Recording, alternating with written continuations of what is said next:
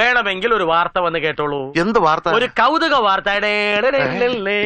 100 കടക്കും ലീഡ്, 100-ലധികം സീറ്റുമായി അധികാരത്തിൽ വരും UDF എന്ന് പറഞ്ഞ പ്രതിപക്ഷ നേതാവിന്റെ വാക്കുകൾ അന്വർത്ഥമാക്കുന്ന ലീഡ് നില. വല്ലാത്ത തലവേദന, ഞാനൊന്ന് കിടക്കട്ടെ. UDFന്റെ എല്ലാ കേന്ദ്രങ്ങളിലും ആഹ്ലാദത്തിന്റെ തിരകളാഞ്ഞടിക്കുന്ന കാഴ്ച നമ്മൾ കാണുകയാണ്.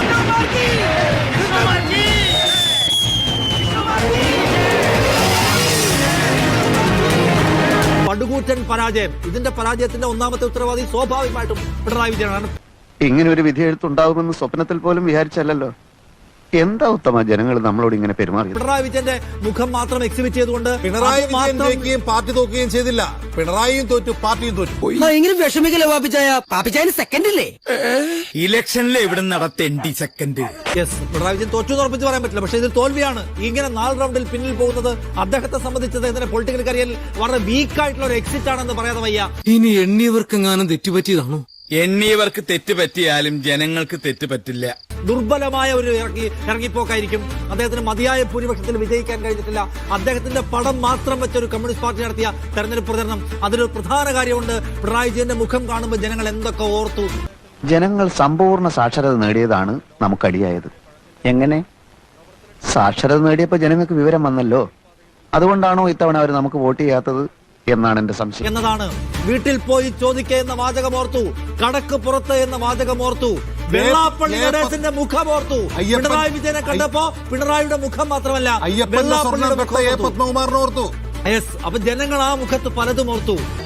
ജനസംസാരം അങ്ങനെ എന്റെ എല്ലാ മാനവും പോയി. വെള്ളാപ്പള്ളി നടേശൻ വിഷവർഗീയത പറഞ്ഞപ്പോ അതിനെ പിന്തുണച്ചതോർത്തു.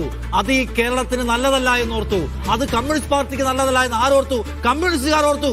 നിങ്ങളെ അറിയാവുന്ന ആരെങ്കിലും നിങ്ങൾക്ക് വോട്ട് ചെയ്യുമോ? നേരത്തെ ആലോചിക്കേണ്ടതായിരുന്നു. എന്നതാ? നേരത്തെ നോക്കിയിരുന്നെങ്കിൽ നിങ്ങൾ ഇവിടെ ഉണ്ടാക്കി ചെയ്തപ്പോ ഈ മണ്ഡലം മൊത്തം ഉണ്ടാക്കരുത്. ഇത് CPM-ന്റെ എതിരായിട്ടുള്ള കോൺഗ്രസ്സുകാർ ചെയ്ത വോട്ട് മാത്രമാണോ? അല്ല, ഇടതുകോട്ടയിൽ ഇറങ്ങിപ്പോയ മനുഷ്യർ, മതനിരപേക്ഷ കമ്മ്യൂണിസ്റ്റ് പാർട്ടി എന്ന ആശയത്തിന് വേണ്ടി ചെയ്ത വോട്ടാണ് 101-ൽ. ഈ 101-ൽ ഞങ്ങൾ എങ്ങനെ വരും എന്ന് പറയുമ്പോൾ കോൺഗ്രസിന്റെ പ്രധാന നേതാക്കൾ പറഞ്ഞ കാര്യമുണ്ട്. യഥാർത്ഥ കമ്മ്യൂണിസ്റ്റുകൾ ഞങ്ങൾക്ക് വോട്ട് ചെയ്യാൻ പോകുന്നുണ്ട്. പാർട്ടി ഈ കളിക്കുന്ന കളി അപകടം പിടിച്ച കളിയാണ്. ഇതൊരു പന്ന കളിയാണ്. മനസ്സുകൊണ്ട് രാഷ്ട്രീയ ഗുരുവെ കണ്ടിട്ടാ ഞാൻ രാഷ്ട്രീയത്തിലേക്ക് ഇറങ്ങിയത്. പക്ഷേ അടുത്തറിഞ്ഞപ്പോ തെറ്റുകളിൽ നിന്നും തെറ്റുകളിലേക്കാണല്ലോ അച്ഛൻ പോയിക്കൊണ്ടിരിക്കുന്നത്. വളരെ വിഷമമുണ്ട്, സഹതാപമുണ്ട്. കമ്മ്യൂണിസ്റ്റ് പാർട്ടിയുടെ രാഷ്ട്രീയം പറഞ്ഞാൽ മതി, അതിനപ്പുറം ഒരു വരി കടന്നാൽ തോൽപ്പിച്ച് വീട്ടിലിരുത്തും എന്ന് കേരളം പ്രഖ്യാപിക്കുന്നു എന്നതാണ് ഈ തെരഞ്ഞെടുപ്പിന്റെ ഏറ്റവും വലിയ ദൃഷ്ടാന്തം എന്നത് കാണുക. ഇത്രയും വലിയ ഗതികെട്ടവൻ ഈ ലോകത്ത് വേറെ ആരെങ്കിലും ഉണ്ടാവും എന്റെ കർത്താവേ?